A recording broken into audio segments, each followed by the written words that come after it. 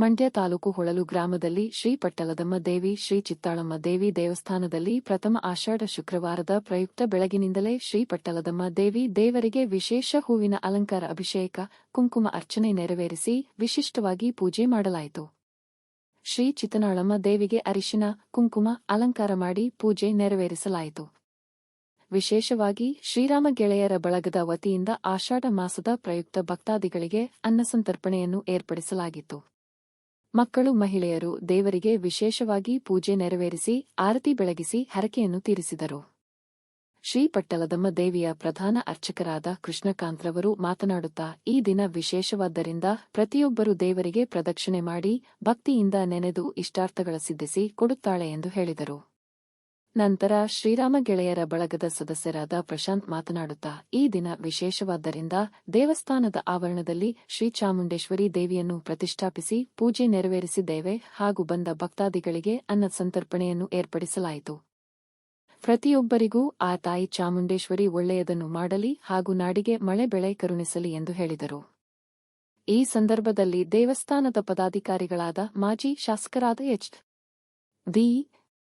ರಾಮು, ಎಸ್.ಜಿ.ಎಲ್. ಶಿವಣ್ಣ, ಮೋಹನ್ ಕುಮಾರ್, ವಿಜಯ್ ಕುಮಾರ್, ರಾಮಕೃಷ್ಣ, ಅರುಣ್ ಕುಮಾರ್, ಪತ್ರಕರ್ತ ಕೆ.ಪಿ. ಕುಮಾರ್, ಬ್ರಹ್ಮ, ಹೊಳಲು ಆಡಳಿತ ಅಧಿಕಾರಿ ಗುಣಶೇಖರ್ ವಿಶೇಷ ಪೂಜೆಯಲ್ಲಿ ದೇವರ ದರ್ಶನ ಪಡೆದರು. ದೇವಸ್ಥಾನದ ಪ್ರಧಾನ ಅರ್ಚಕರಾದ ಕೃಷ್ಣಕಾಂತ್, ನರಸಿಂಹಮೂರ್ತಿ, ಶ್ರೀಧರ್ ಉಪಸ್ಥಿತರಿದ್ದರು. ಅಕ್ಕಪಕ್ಕದ ಗ್ರಾಮದ ಸಾವಿರಾರು ಭಕ್ತಾದಿಗಳು ದೇವರ ದರ್ಶನ ಪಡೆದರು. ಮೊದಲನೇ ಆಷಾಢ ಶುಕ್ರವಾರದಿಂದ ಅಮ್ಮನವರಿಗೆ ವಿಶೇಷ ಪೂಜೆ ಇರುವುದರಿಂದ ಅಮ್ಮನವರ ಅಲಂಕಾರವನ್ನು ನೋಡಿ ಅಮ್ಮನವರ ವಿಶೇಷ ಪೂಜೆಯನ್ನು ಮಾಡಿಸಬೇಕು ಅಂತ ಭಕ್ತಾದಿಗಳಲ್ಲಿ ಕೇಳ್ಕೊಳ್ತೀನಿ. ಮತ್ತು ದೇವರಿಗೆ ಬಂದು ಪ್ರದಕ್ಷಿಣೆ ಹಾಕಿ ನಮಸ್ಕಾರ ಮಾಡಿಕೊಂಡು ಇವತ್ತು ಶುಭ ದಿವಸ ಶುಕ್ರವಾರದಲ್ಲಿ ಹೋದರೆ ಅವರ ಕಷ್ಟಗಳೆಲ್ಲ ಈಡೇರಿ ಅವರಿಗೆ ಸುಖವನ್ನು ನೀಡ್ತಾರೆ ಎಂದು ನಾನು ಮನಸ್ಸಲ್ಲಿ ಪ್ರಾರ್ಥನೆ ಮಾಡಿಕೊಡ್ತೀನಿ.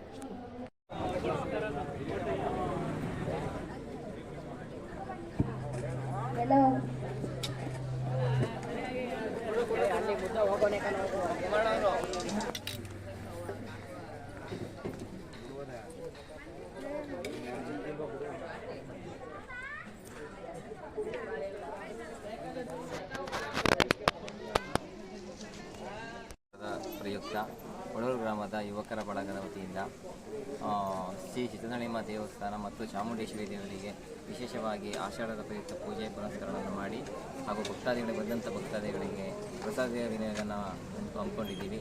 ಹಾಗೆ ಭಕ್ತಾದಿಗಳು ಬಂದು ಪ್ರಸಾದವನ್ನು ಸ್ವೀಕರಿಸಿದ್ದಾರೆ.